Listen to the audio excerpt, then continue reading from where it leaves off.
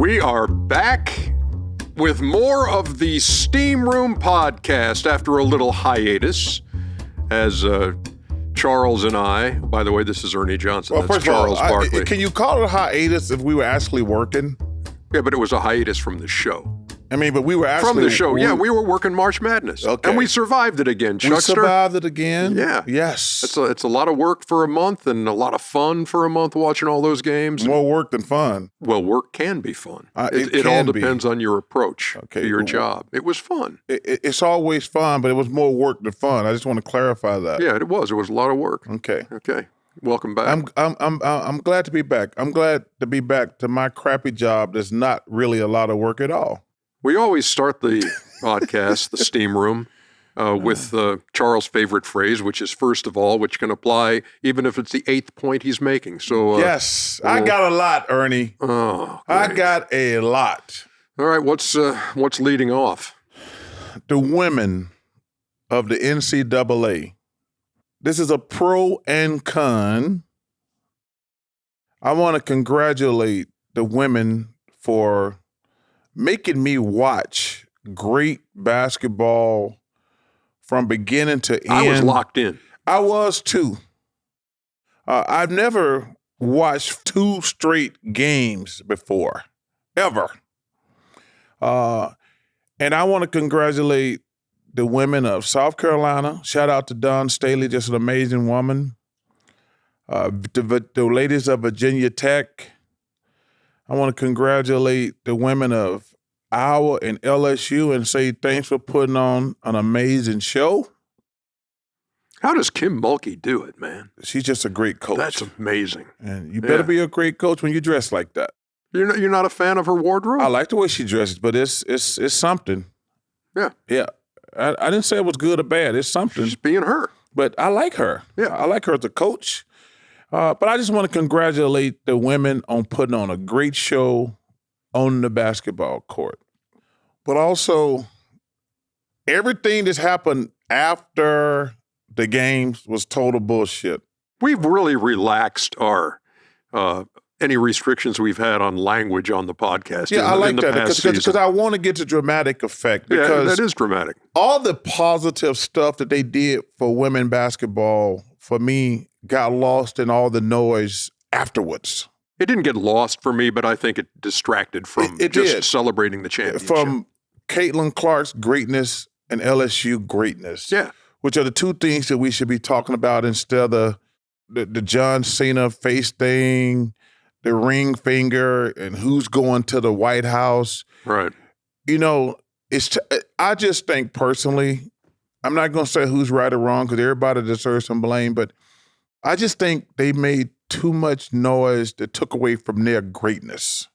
And it bothered me because they made me watch basketball, women basketball, for hours.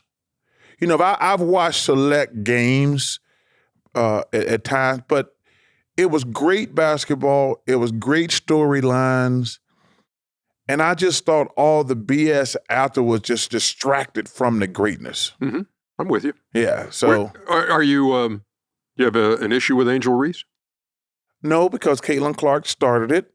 2 wrongs don't make a right. But I just thought it took away from Caitlin's greatness and Reese's greatness and Kim Mulkey's greatness.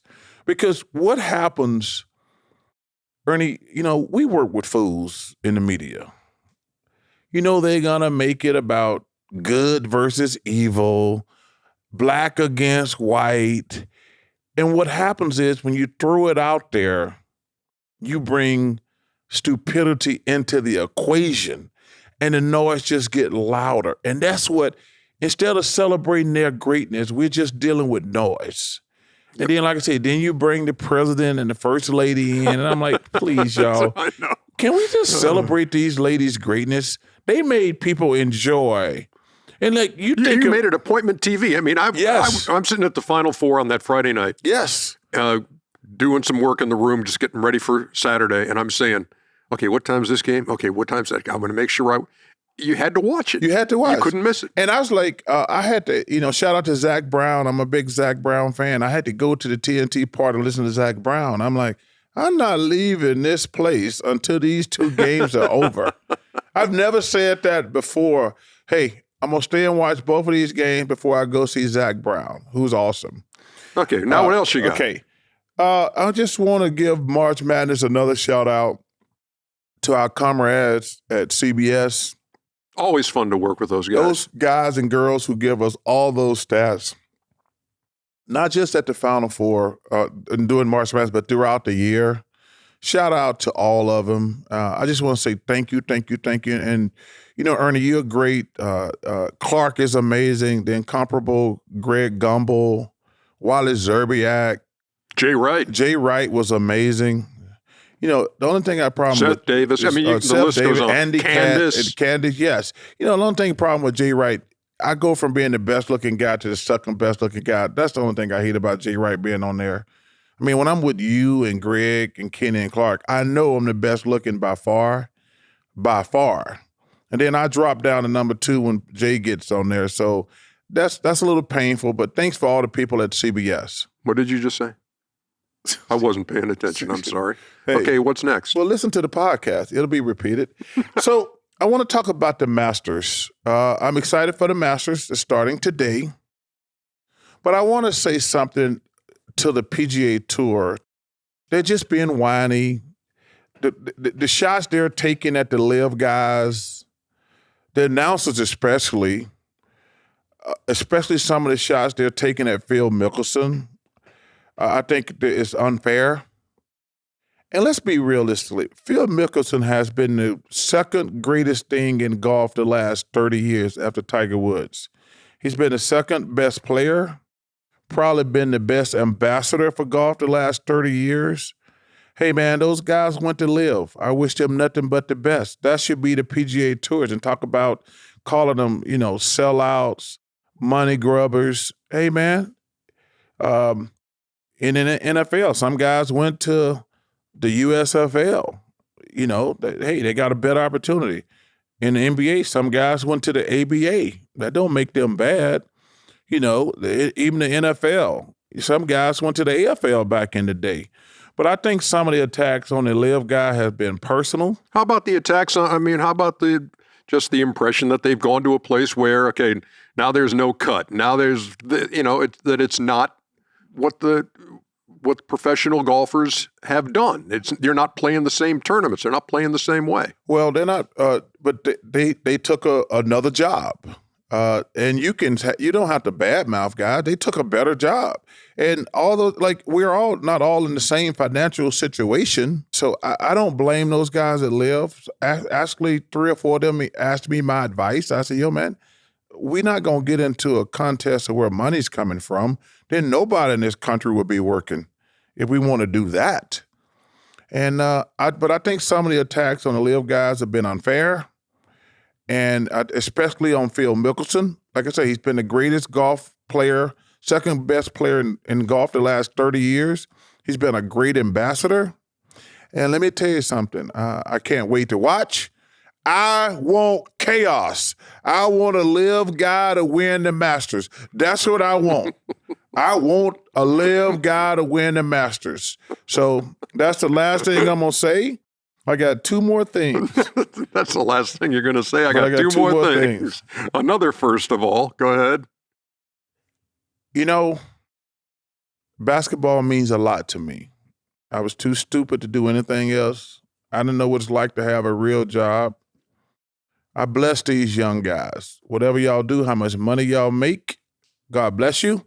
I made more money than Bill Russell. He was better. Wilt, Kareem, guys like that.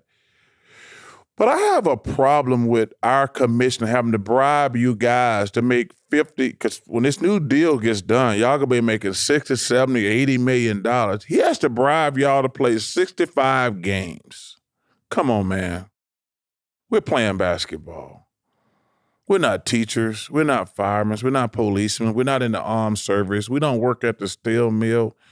For Adam, I like Adam a lot, for him have to bribe guys making 10, 20, 30, 40, $50 million a year to say you got to play 65 basketball.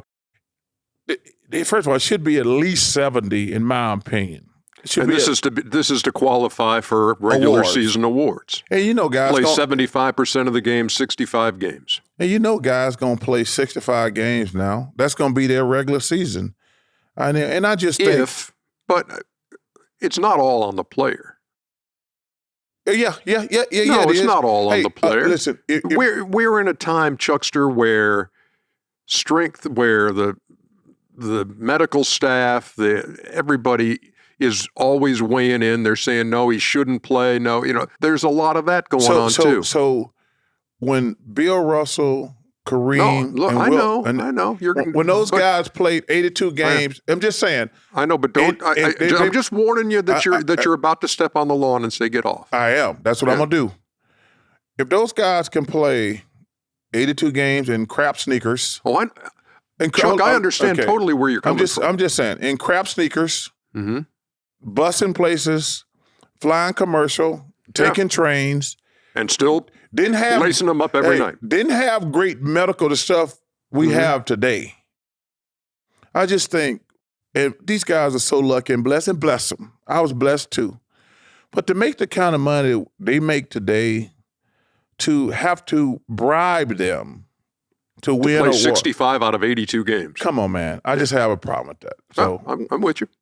But I also just don't think it's all a player problem. Well, I think a lot of guys would like to play more if medical staffs were not saying, no, he can't. He needs his rest. He can't play this. I think there's too much of that going on. Yeah, okay. We'll agree on that. So the last thing is, man, I got to admit, I'm liking the baseball changes. Sure. I'm loving the baseball changes. Any amount of an increased pace of play, I'm all for.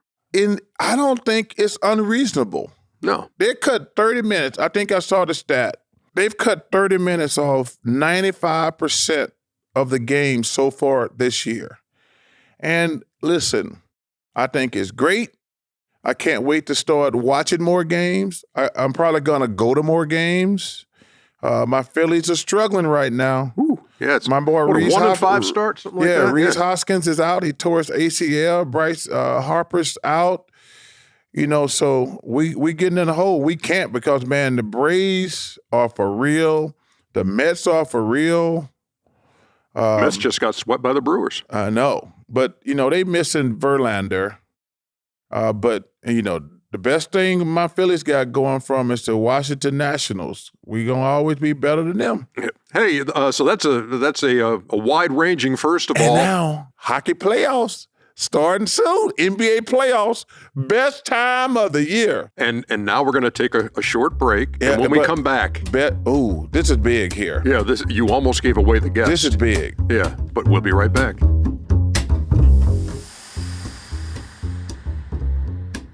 We are back on the steam room. Chuckster, you know what I did yesterday?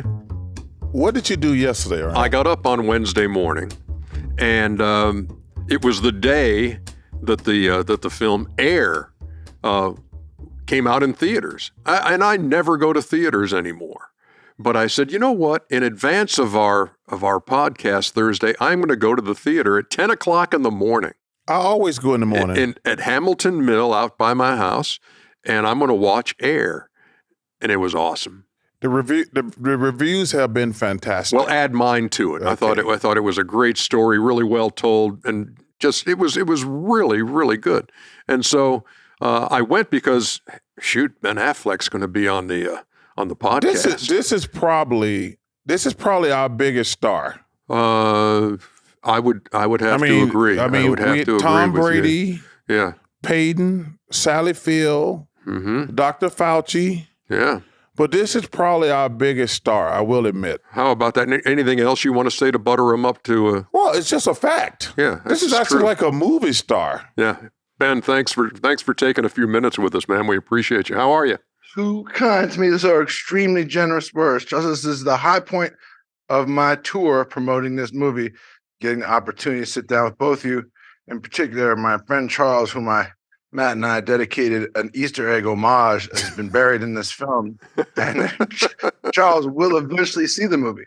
And when he does, I think will find it funny. Yeah. Or else I'm in trouble. Man, it was really a great watch, man. And I was wondering, I mean, you directed this movie, and I'm wondering, how much did you know of the story before you said, "Hey, this would be a great film"? I really didn't know. I was pretty young, and I wasn't that, and also like the media and the whole thing wasn't that tuned into the behind the scenes of things like shoe deals in 1984. That was kind of, as they say, inside baseball. I think in retrospect, people have gotten interested in that deal, but I just haven't really known about it. And so I kind of discovered it. And also part of it was I wanted to kind of take this story and make a larger sort of like fable, kind of story out of it. It's tough. And you try to condense something to 2 hours. That was a long business negotiation and so forth. But, it was a lot of fun. And I loved the actors that were in it. I knew it was a real challenge to take that and make a kind of funny, fast sort of, surprising story out of it. And I was, look, I remember that draft class, as I know Charles probably does as well. And it was fascinating. I mean, the whole story of all the players drafted that year. And really, it was a story in large part about like what people think is going to happen, what we expect to happen, how we get there, and how in retrospect, we tend to look back and change it, and imagine it differently in some ways. And it's a fascinating example just because you look at the order of the draft, which we make a thing out of, where you have Akeem and then Bowie and then Jordan. I think the fifth kid drafted was he's a good looking dude. That's all I know about the fifth draft pick. He hosts a podcast called called The Steam Room. Is it? I mean, I can't remember all your roles, but let me just ask, is it harder to just act or play an actual person? I mean, I think I really admire actors that like you get your, look, I've seen Viola Davis in the movie do that incredibly. Daniel Day-Lewis, Sean Penn. I kind of feel comfortable sort of in the middle where like playing Phil Knight, who I didn't know and hadn't met and only kind of read about. I was like, well, I don't want to try to, reproduce all his like every little personality trait. It was more interesting that this guy from his books and stuff was, that kind of started this sort of what they want to be like a revolutionary kind of upstart hippie kind of jogging company with values and Buddhist sort of beliefs and formed from Asia. And then all of a sudden they were running like a very successful running company and had to be sort of corporate and responsible. And with like Phil Knight, for example, more important than like getting his exact details right, because while he's very well known, people don't know every little nuance of his behavior. There's this thing where like people want to kind of make fun of the boss. You know what I mean? The guy at the top. And there had to be someone in the movie kind of who was skeptical of the whole thing, who kind of represented the overall skepticism that particular deal faced.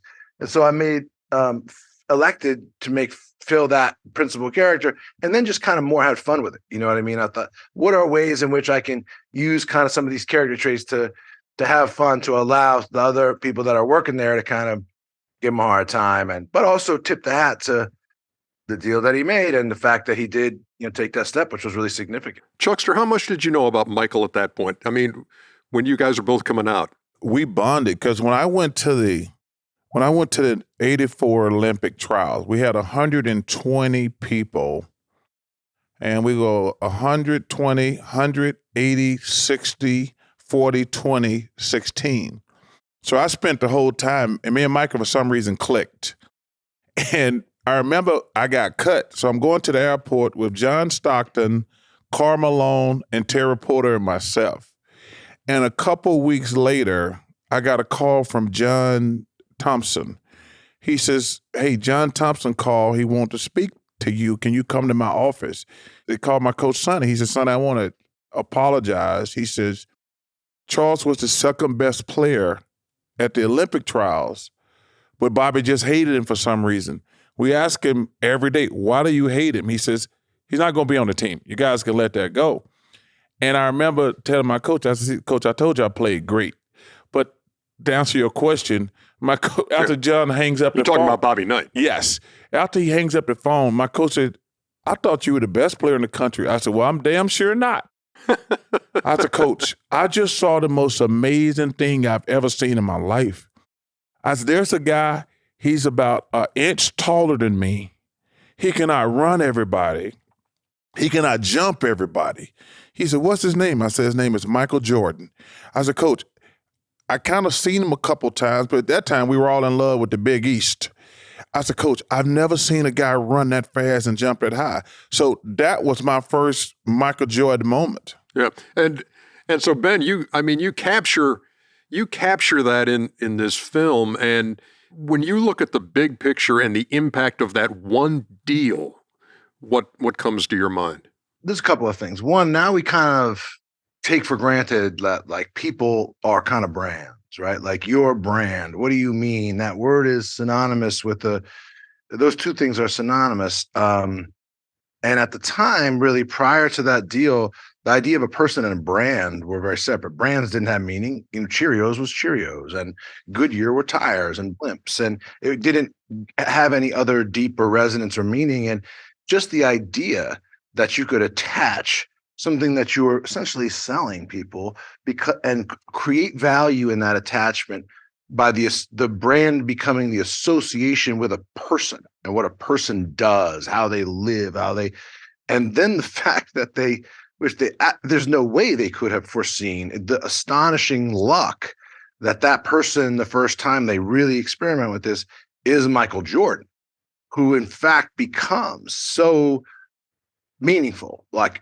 more meaningful in terms of just excellence and beauty and grace and greatness and power, and represents all these things, was incredibly lucky and seems incredibly almost kind of coincidental, sort of one of those things where everything kind of came together, and all the facets of that story have these kind of magical things where little curiosities about them and oddities, and I thought that was kind of interesting because it's like there's a certain nebulous mystery about how do these things kind of happen?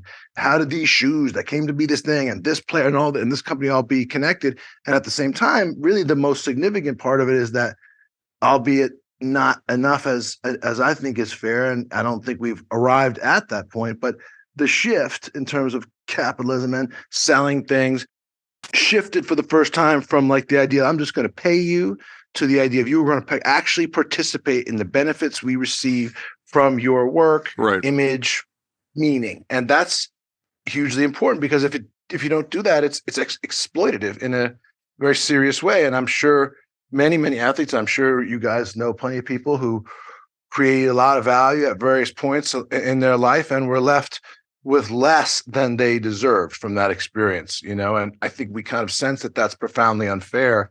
And that's why I think the Biles character and what the Jordan family with David Falk and the whole team there did to try to start the process, because this is about precedence, right? The first time somebody does it, it makes it easier for the next person and the next person.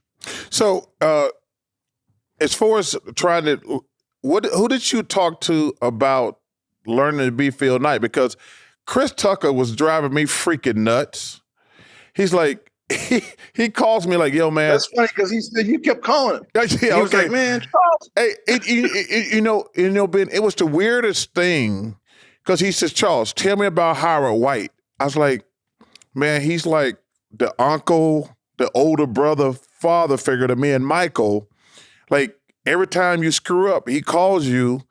He's always got your back, but every time you do something stupid, which I did more stupid stuff than Michael, he's coming to visit you. And he gonna break your balls, but he's always positive when he does it.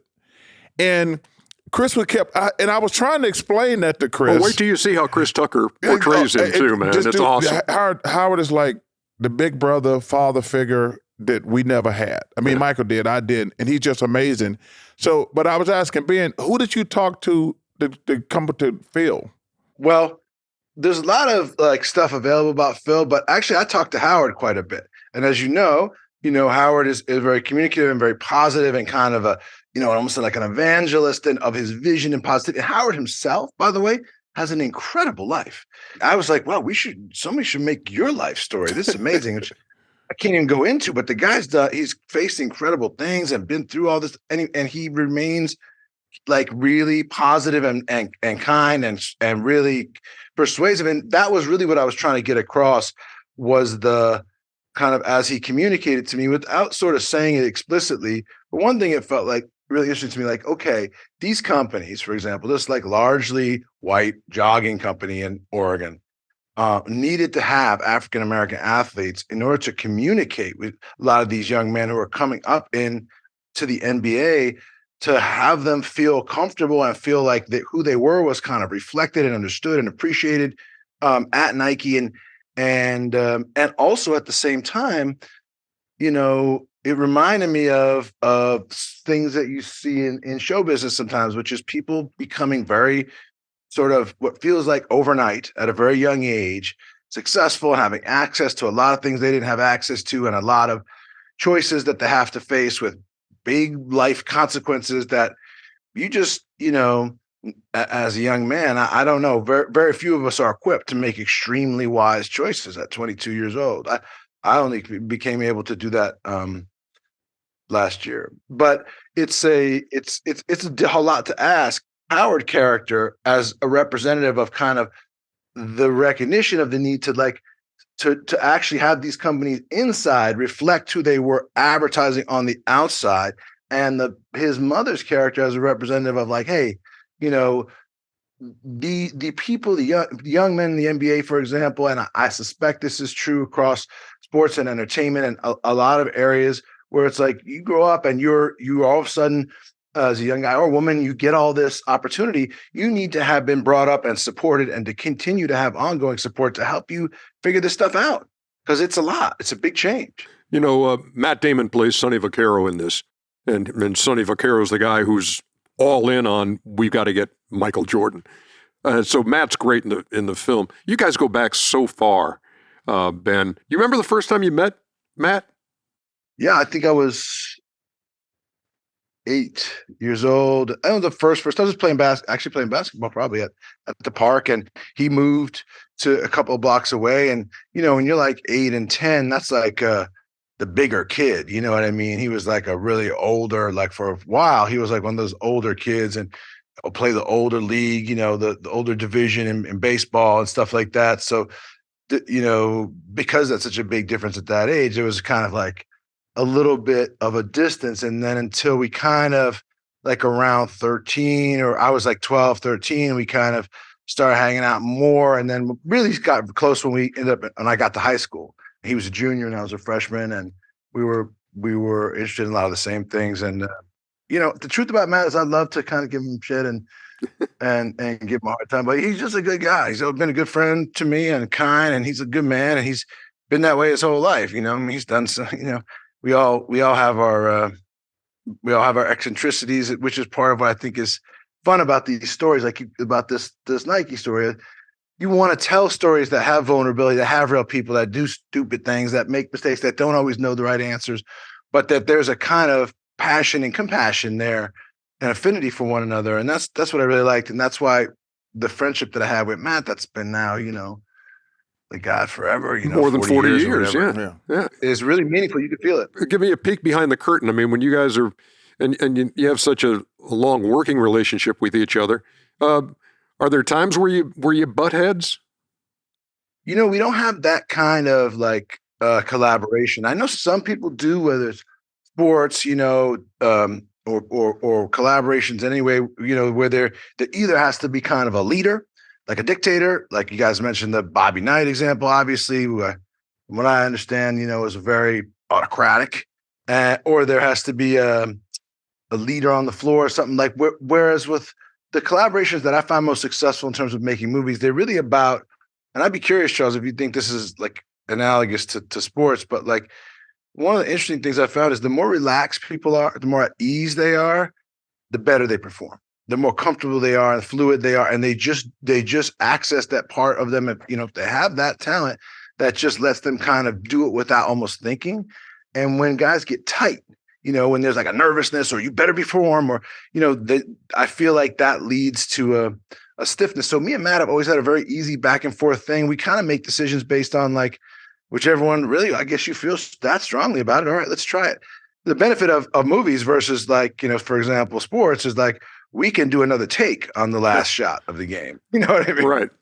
Well, you're 100% correct. The less pressure you can take off guys, the much better. Because the worst thing can happen, not just in basketball, in sport, sometimes guys try too hard.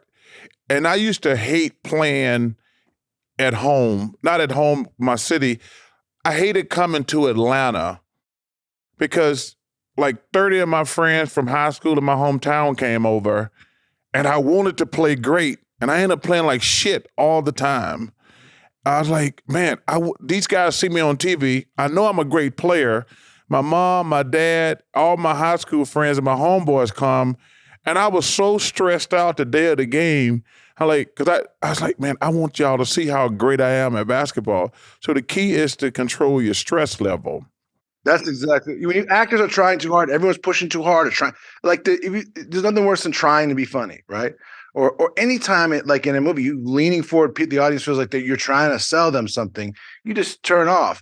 And also, it's like it's that tightness thing. It's like it's that Jordan championship game, passing the ball to the guy on the other team. Like the more anxiety and stress you have, something gets in the way of whatever that kind of gift is that you just want to be in touch with. And this movie, I had like, Viola, Jason Bateman, Matt Damon, Chris Messina, Chris Tucker. Like I was like, you guys just have fun, just feel comfortable. And the easier it felt and the smoother it was, the better it got, to the point where I could tell the actors were like, this hardly feels like work. Like we feel bad. Was it good? Did we come in? Because we kind of just been around, What's the difference between being an actor in a movie and being an actor director?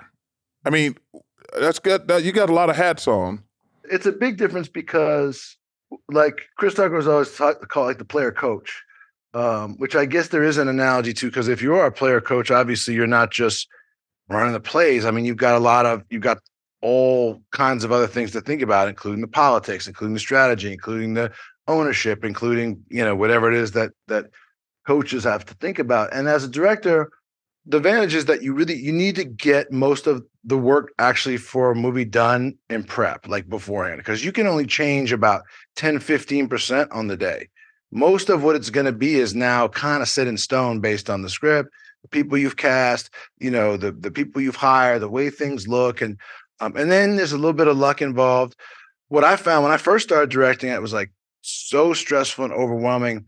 I can't be in my first movie, and I'm glad I wasn't, because but as I've gotten more comfortable and just learned more and gotten more at ease, I now find myself acting in movies, having to sort of tell myself, like, you're not directing a movie, go back to your trailer, sit down. Hey, during your tour and doing press for this movie Air, which is in theaters now, by the way, folks, I saw a clip of you speaking Spanish fluently. And it occurred to me as we got ready for this that, you and the Chuckster have something in common, because Charles has for many years prided himself in saying that he's going to learn to speak Spanish. I've been busy, Ernie. You've been busy, I know. You've been busy the last 20 years that you said you're going to learn. Actually, about 40 years. Yeah, but still, if you say you're going to learn it, learn it. Ben been busy too. Fluent is an exaggeration, because if you actually speak Spanish and you hear me talk, you'd be like, Well, wait till you hear Chuckster. Throw him some of your best, Chuck. Come on. Muy bien, gracias.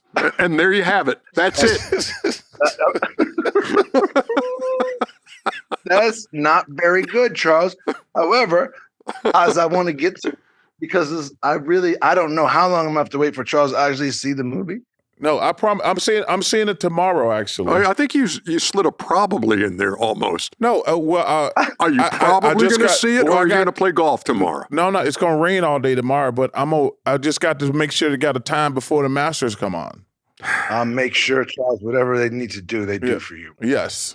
You're in the movie. I don't want to give anything away. Yeah, I've already heard. I've already heard. That's okay. I handpicked some photographs. The first picture we had was you eating a cheeseburger.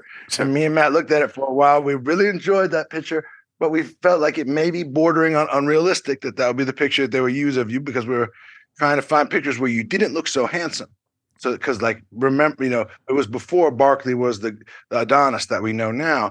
We were trying to find some funnier funnier images. We didn't end up settling on a more realistic one. But here's the thing, Chuckster. And I don't want to give anything away, and I don't know what I'm prohibited from saying, but there is a great line about the Chuckster. There's a line where a man looks at Charles Barkley as a prospect for drafting, and he makes a very confident declaration about Charles's future and what is in destiny. And it's about foresight and wisdom and the way that people are very sure about the way things are going to end up.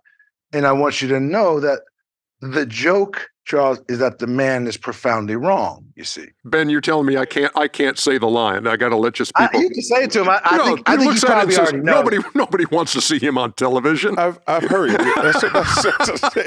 It was I laughed out loud in the nobody theater. wants to see Charles Barkley on TV. It's funny because Charles is probably unequivocally the best, most interesting athlete ever to turn commentator, broadcaster, ever, because of his candor, wisdom, and entertainment value. Without question. He changed the landscape. What's crazy about why I'm excited to see the movie, it's my life. Because we both go to Nike. Because I'm in that same class. And obviously, they signed Michael and they signed me. So I'm there when all this shit is happening. And clearly, and I'm still with Nike to this day. And Michael gave me some great advice one time. Michael said, we were playing golf one summer. And I think at the time I was making about $3 million a year from Nike, if I remember correctly.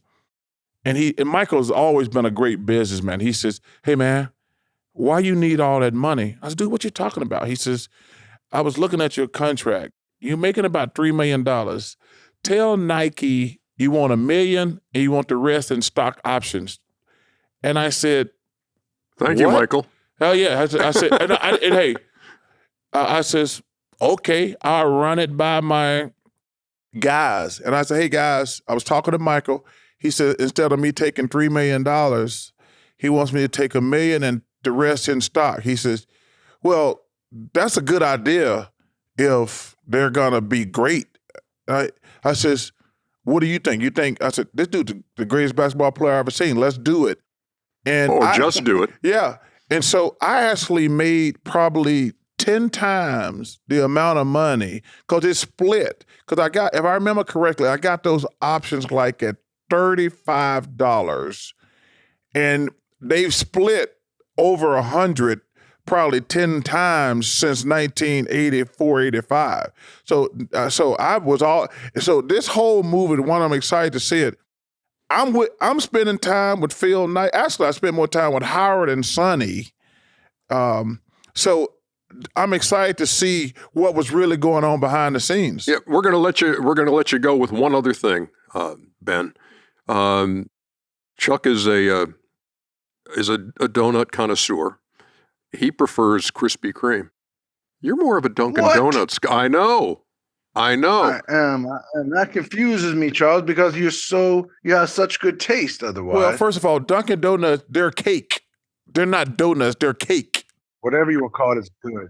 I didn't say it was bad. It's not as good as that. First of all, let me tell you something. When you see that little hot sign, you got to stop in Krispy Kreme. That's unfair marketing.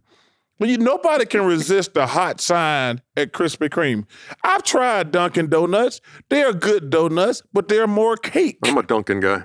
They're more cake. The coffee is what I really love and go for. But next time I see you, Charles, I'm going to bring you some donuts. I'm going to put you the taste test. I'm going to have them see if they can make a personal Barkley special donut. Well, just for the record, Ben, we've had make sure it's really big. They tried to trick me with different donuts over the years. I can tell a Krispy Kreme like anybody's business, brother.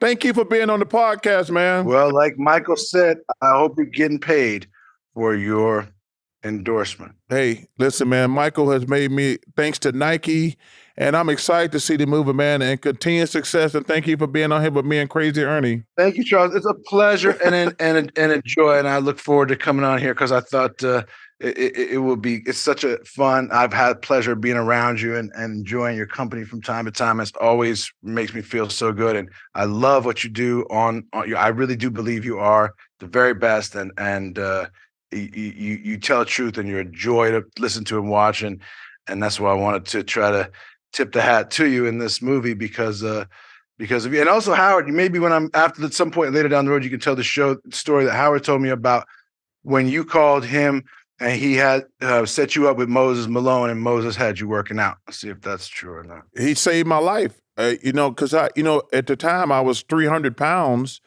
and Moses, who I called Dad, he made me lose 50 pounds. It changed the whole dynamic of my life and my career. Howard, yeah, he got Moses. He says, because I wasn't getting to play. Because, I played at 300 pounds in college and had great success, but you can't play in the NBA at 300 pounds. And so, yeah, him hooking me up with Moses Malone changed the entire trajectory of my career. Ben Affleck, thank you much, man. We appreciate you. Thank you. Thank you. That was awesome, man. Yes, indeed. I can't wait to see the movie. It's going to be so crazy, because I'm going to know everybody in the movie. Yeah. I mean, that's what's crazy. No, it's good. Yes. You'll love it.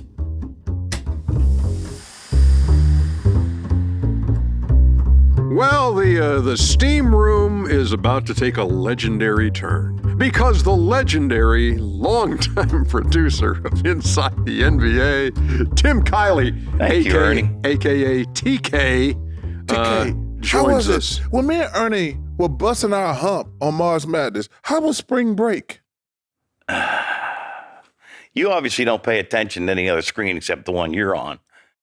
First of all, we're on 4 of them. We're not on one screen. So were we. Yeah. Trust me. Yeah, down Trust here me. in Atlanta. Ask Ernie about it. Yeah. Yeah, I know Ernie was working. Oh, you were working too? Oh, yeah. Oh, yeah. Yeah, they have different shifts for the producers. So Jeremy would be in there. Wait, Keith would be in there. Wait, TK. different shifts? Well, we don't get different shifts. What are you talking about? You go to Faces and Names and get whacked out of your brain. You're making me work 12 hours a day. I can't get a pop, as Ernie says. I work 12 hours. I go in a building at 10:30 in the morning and don't get out till 12:30 at night. I don't deserve a pop, as Ernie says. You get a half a day. Ernie says. That's what Ernie says. We'll come have a pop. Let's go have a pop. That's it. Well, I'm smiling outside, and I know Ernie is too, but I do have a bone to pick with you. Uh-oh. 60 Minutes. I never thought Charles would be so devious. Only one bite of Ernie, and you cut me out. You cut me out of the piece. Wait, you think I edited the piece? Absolutely. You had rights over all of it. It's your piece. Nope. I did not have any control over any part of it. There was no editorial. No. I didn't know. I was just in there for one bite. Yeah, just one bite. Okay. Which, it was probably really good. Probably made the whole great thing. bite. What about Kenny and great Shaq? They're not whining and complaining like you are. Well, I don't make their money. Nope. It's just Why? Charles. Because you had editorial control. Nope. Exactly. And I will tell you this. I watch 60 Minutes religiously. It was an honor and a privilege to be on that show. Yeah. I agree. It was an honor to be interviewed, but I'm still pissed. Okay. Maybe they're going to be feeling better now.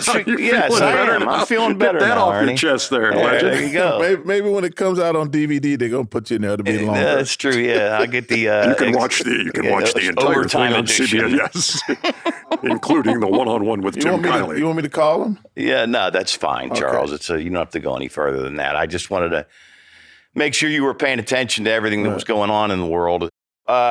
The Masters. You spoke of the Masters earlier. Go live, guys. Please live, guys. One of y'all win. Did you guys both see? I thought it was kind of almost a little sad, a little poignant. Tiger saying he may not be able to play the Masters much anymore.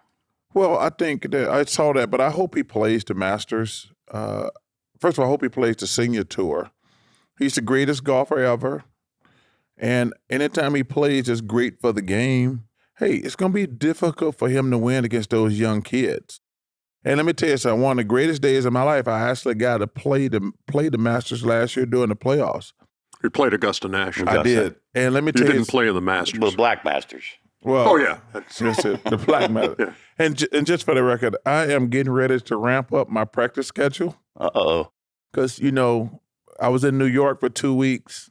In Houston for March Madness. And so, I'm really Anyway, so I'm getting ready to ramp up my practice routine for the Black Masters. That's it. I'm glad to hear that because I wanted to get Ernie's take on. I know pretty much what the normal Black Masters dinner is. Yeah, which is barbecue. Barbecue. Oh yeah. Because Cheryl Ann is just awesome. Yeah, she's the greatest. But my question is it's a big deal with the golfers as to who they pick. The Masters winner has to set the menu. As the champions dinner. As the champions dinner. And Scotty Scheffler. Yeah, Scotty Scheffler will be doing it this year. But hands down, the worst dinner apparently was Bubba Watson. Who just had fried chicken. What's wrong with fried chicken? Hold on. Mashed potatoes. That's what I'm bringing up with you two guys, because I know what you like. Just let him finish, Chuckster. Fried chicken, mashed potatoes, corn, macaroni, and cheese. And Nick Valdo called it a Happy Meal. Oh, no. Well, first of all, he don't know what a real Happy Meal is. I do agree one thing. He should have had a different type of meat or like a fish for other people. Ooh. Like Scheffler had a fish, if I remember correctly, and a steak. I mean, because guys eat different things. You can't assume everybody going to eat fried chicken. I do like me some fried chicken. Yeah, if it's done right. Oh, yeah. You can't eat anybody's fried chicken. You can't eat anybody's fried chicken. You can't. Or you mean you can't eat just anybody's fried chicken? Yes. Be made correctly. Yeah. Yes, because a lot of people don't cook it. They cook it too fast, and it gets crispy on the outside, and it's still not great done. You have to take your time, brother. And make sure the inside. Do you fried chicken? No. Then what are you talking about? No, but I'll go to restaurants or order fried chicken, and it has to be. It's like a buffalo. It's like wings. Yeah.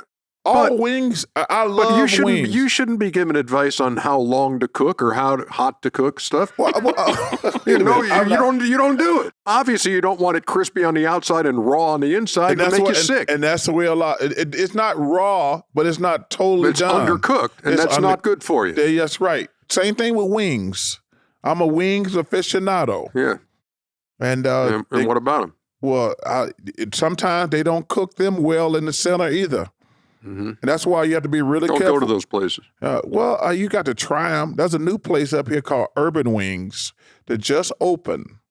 I can't wait to try it. It's up on Piedmont. It's called Urban Wings. I hope their wings are good. I hope their wings are good. Let's get some brought into the studio. All right, last try one. Them out. Okay, that's right. We should. Okay. Well, catered for each of you guys. Since I know you're a voter. MVP. Who's your MVP? Well, I'm going to say this here. I hate that these fools on other networks have brought race into question and things like that. My honest opinion, I think you give it to any of the three, and I would not be upset. I've got a vote. I have not sent my ballot in yet. And you wouldn't believe, this is one of the toughest years of all time for me. Ever. In balloting. And I've drawn up charts comparing numbers, all that kind of stuff. And I'm leaning a certain way. I'm not, I'm just about ready to do that. But my toughest part is the All-NBA teams. Because you got to do 3 All-NBA teams. I got a question for you. And there have been so many guys missing games. I got to ask you a question. Go ahead. Because I'm going to blow a gasket. Because this guy's not going to make probably one of the first 2 teams, and he should. Shea Gilgeous. No, he is on my ballot. Yes, he should be. I'll tell you this, too. You know who's not going to be on my ballot? And because of the games missed. And look, the league wants to say you got to play 65, in the new CBA. Yeah. You got to play 75% of the games, which would be 65 games out of the 82. I'm not going that high this time, but I have to cut it off somewhere. Yep. Or otherwise you say, how do you include him and not him? So I'm saying 70%. So I say you got to play in 58% of the games or 58 games, or I can't put you on the awards. So you know who's not going to be on my All-NBA? Kevin Durant. Steph Curry, Devin Booker, Anthony Davis, Kawhi Leonard, none of those guys, even though you could look at it and say, man, those guys are all NBA talent, but I just can't do it. I just can't include them. If I say, okay, I'll include Steph. You happy then, with then how can you not do this? Right. You happy with 65? 65? Yeah, I think that's a missing 17 games out of the year. If you play 75% of the games, 3/4 of the season, because injuries are going to happen. And injuries are different. Yeah. Injuries are different. How are injuries different? I think if a guy's injured, that's a little. See, that's what. Then you'd say he doesn't have to play 65? Well, that's why I thought he should have put it at 70 first. I wanted 70, but I really do think you have to factor in. That's what's going to be tricky going forward. Mm-hmm. To me, there's a difference between injured and load management. Oh yeah. No, if you got a legit injury, yes, and you can't play, yes, yeah. So that's why I think it's going to be tricky. We'll see how that plays out, but definitely, well, it's definitely going to play out. Yeah, I know, but I want to see how it plays out. There you go. That's a long answer. Can I steal one thing, Ernie, before I leave? It won't be. First of all, don't act like this is the first thing you stole. I just want to steal. I want to steal the toss to break from you, if I can. Sure. Oh, when we return, a story about soap. That's excellent. Chuck and Ernie in the steam room. Come and join us in the steam room. Chuck and Ernie in the steam room. Leave your towel on in the steam room. Chuck and Ernie in the steam room. Chuck and Ernie in the steam room. Leave your towel on in the steam room. And we're back. I missed that so much. This what? The music. Oh, you just heard it. I know, but I'm saying it. Well, we've been gone for 3 weeks. Oh, okay. I got you. Hey, what's the number for your answering machine? I don't know. It's your answering machine. Listen, man. 404 987 0330. 0330. So give it to me. 0330. No, you can't just dial that. 404 879 987. I had it close, didn't I? It's like 987. Really? See, this is one of your useless talents. Remembering a phone number? Yeah, because I'm not going to call myself. I know. But people might be asking you, like out in public, Chuck, I really want to leave a message on the answering machine on the podcast. Nobody's what ever is the said number? That. Is this year 3 or 4? And then you give them. Is this year 3 or 4? This is year 4. See, in 4 years, nobody on the street has asked me the number to the steam room. Okay. But I'm not going to call myself and ask myself a question. 404-987-0330. Here's call number 1. Hello, world. This is Charles Barkley. Leave me a message. Hi, Chuck and Ernie. Loyal steamer and fellow Charles calling in here from Houston, Texas. My question is for Chuck. Now, Chuck, you're a man of many names. The Chuckster, Sir Charles, the Round Mound of Rebound, and whatever else Jack happens to call you behind your back. But you've said many times on Inside that you will never go by Charlie. As a Charles that's gone by Charlie his whole life, my question is, why not? Do I need to reinvent my image here? Start going by Chuckster?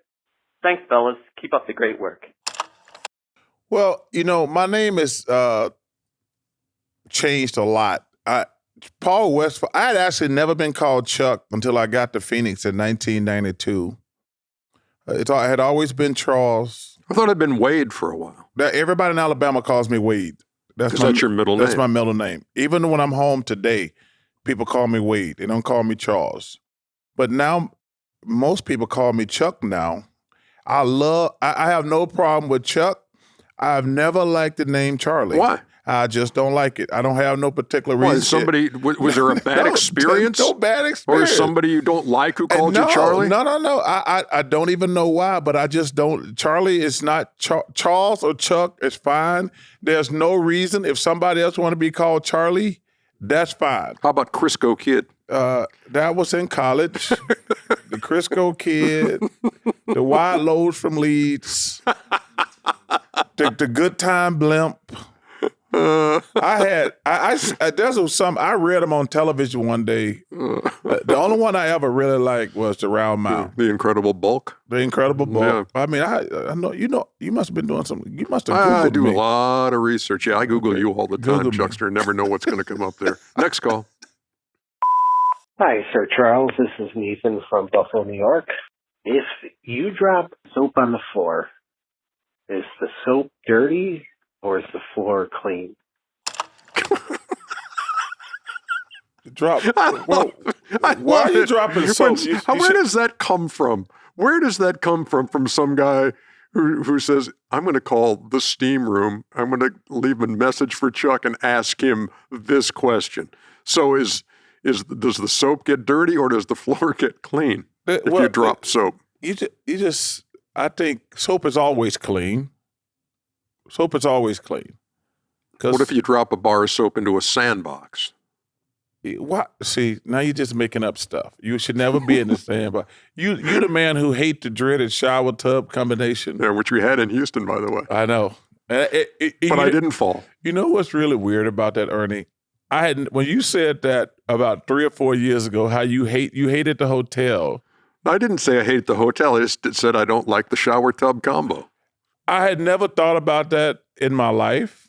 And now, every time I check in a hotel, the first thing you look at. I just start laughing. Like when I got to Houston, I just started laughing because I never heard it explained as a shower tub combination. But I know how much you hate it. And every time I walk in the room and see it, I just get a big laugh. So is the soap dirty or is the floor clean? The soap is clean. We'll do that. The soap is clean. I travel with my own soap. You knew that, didn't you? No. I travel with a big bar of soap. I love soap, big bars. Why? Are you afraid that it's not going to be in the hotel? Or No. is there a reason? Yes, they started dermatologically that you need a specific soap? Because these hotels started being cheap, putting little tinier bars. Yeah, but how about the what do you call the shower gel? I hate body wash. And there's a couple times. So you have a bar of soap that you travel with. I got a bunch of. I always travel with a couple big bars of soap. What and let kind? me tell you, because it's like this unique company. Irish Spring? No, that's not those bars ain't big enough. Because I almost had a couple accidents with the soap at hotels. And in what way? Well, when I was washing a part of my body, I almost had a little incident.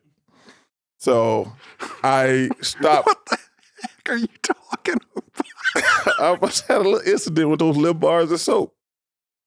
Almost lose it? I almost lost it. And I was like, whoa, that was too close for comfort. So now I travel with my own big bars of soap. I did. I almost had a couple accidents. And I was like, yeah, this is too risky. So, next call, please. Hi, Charles. Hi, Ernie. Hi, TK. How are you guys? This is Soli from Pasadena, California, single mom. Wanted to know, what is your party music before you guys go out? Charles, before you go to your Vegas trip or golfing with the boys, what is your jam? And Ernie, when you're going to be with your beautiful family or going to have a party, what is your jam? Okay, love you guys. Oh man! So what do you got, Chuckster? Well, it depends on if I got two types of music. When I'm really want to get jazzed up, and I want to be full of energy, I'm gonna listen to rap. And 90% of the time is Public Enemy. That's my favorite group of all time. Chuck D and the Boys. Like when I really want to get pumped up, I'm gonna go with Chuck D and Public Enemy. That's my favorite group of all time.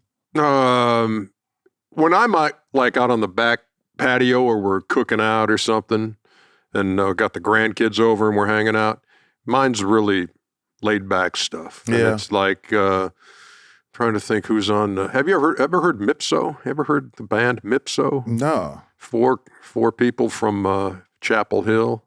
They're awesome. Great harmonies. Drew Holcomb and the Neighbors. You know, I got a lot of like almost alternative folk stuff, just I've been listening to, for some reason, I have a thing for Tevin Campbell. Fairground Saints, too, also, by the way. Tevin Campbell, James Morrison. Mm-hmm. You know who I'm starting to realize? Chris Stapleton. Mm-hmm. Hey, P.J. Morton, I'll throw him out there, too. Yeah, P.J. Morton is great. Very good. But Chris Stapleton, Tevin Campbell, James Morrison, Bruno Mars, when I'm just chilling. But James Morrison, man, he's really good. And I'm crazy about Dan and Shay. Yeah.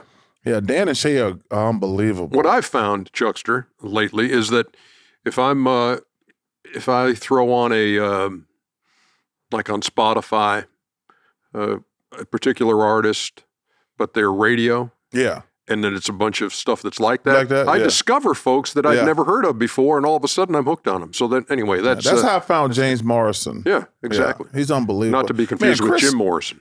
Chris Stapleton, man, what a voice. Yeah. Yeah, and I really enjoyed Zach Brown. His song was for my father-daughter dance at the wedding, The Man Who Loves You the Most. Exactly. So then I started listening to the rest of his music, and I was like, damn, this dude is good. And then he was great at Final Four. How about Final Call? Go ahead. Hey, Chuck and Ernie, this is loyal steamer Justin from Vancouver, Washington, and I have a question for both of you. Having signed as many autographs as I'm sure you both have over the years, I'm curious, what is the most unique item that you've ever autographed? And also, if you're able to say on the air, are there any interesting body parts you have ever autographed for someone? Thanks for all you do, guys. Mine are pretty much standard, and I think, when you have to sign, like signing a bobblehead is interesting. Is hard because there's very little surface area there to do that with, or golf balls are annoying. Yeah. I've signed a breast before. Have you? Yeah. A chicken breast? It was a little bigger than a chicken. Ever sign It was a little bigger than a chicken. Ever sign a bar of soap? Nope. I've signed a breast before. I was like, I don't know if I want to do if I should do that, but they were excited. They probably were a little intoxicated, and I probably was too. Is that about it for that answer, or do you have more details? Like, I thought we were done with the soap discussion, and then you went another step further. I'm telling you, man, that's a dangerous thing, that little bar of soap. If you have to be careful with those little bars. Hotels skimp on soap. So got to be dialed in. Have to care. Yeah, literally.